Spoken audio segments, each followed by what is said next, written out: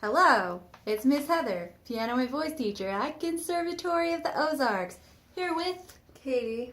And we are filming this Autoharp tutorial because the Conservatory's YouTube channel reached 100 subscribers today. Yay! So this is our celebratory tutorial. So Katie's decided she wants to sing Do You Hear What I Hear for the Christmas recital this year.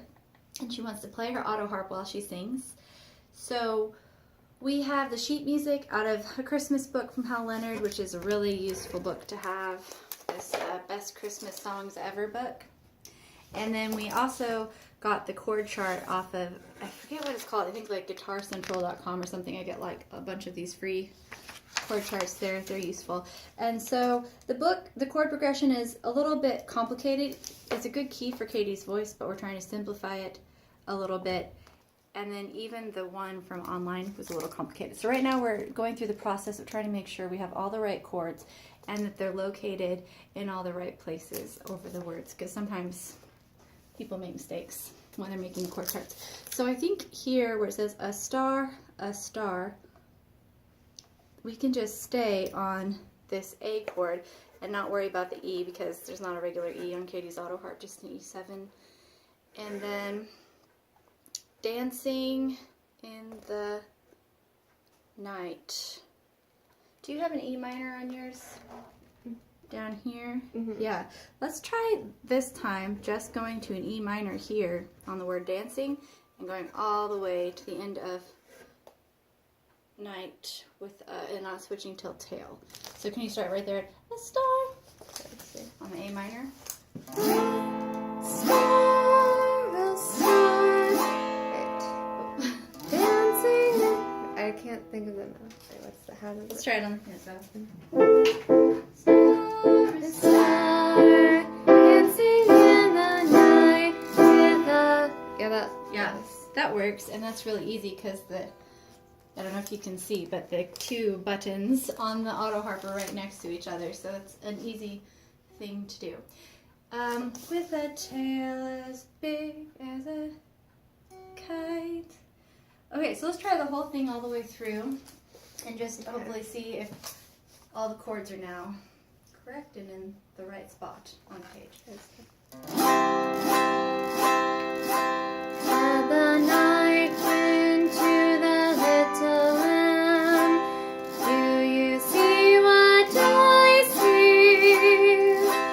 Way up in the sky, little lamb. Do you see what I see?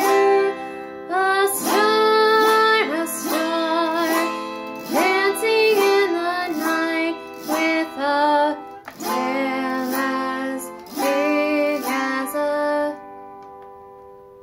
kite. Oh, I missed Isn't that that one. like Kite. Or why not? I just do That, kite. Like the other one. did you put a oh no, you can't go to a C Oh. chord there yet, because you could try going to an E minor there instead of an E major. Let's see how that sounds. With a tail as big as a E minor. With a tail as big. No, that's the second line. Big as a. It's the Oh, first that's and what I third. meant. With a. Oh, that's what I was. You played it, but you sang this line. With a tail as big as a kite. With a tail as big as a kite. Good. So sometimes you can choose like which chord. Like sometimes you definitely have to play a certain chord, but there's some places where you could play this chord or you could play this other chord, and either way it will be okay.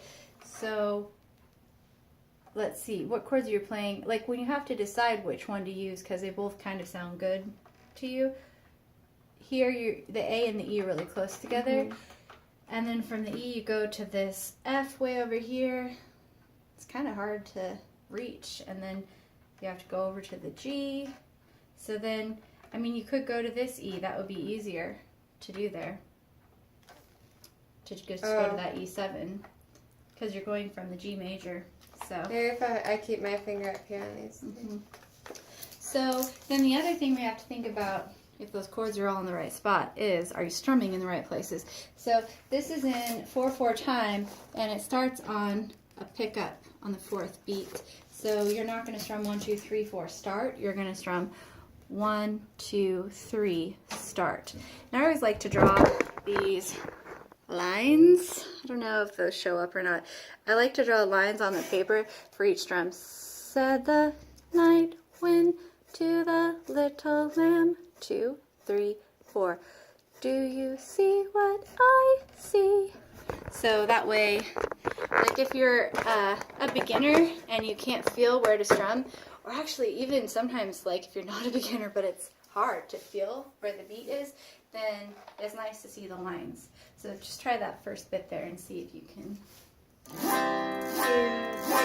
Said the night wind to the little lamb. 3. Do you see what I see? 1, 2, 3, 4.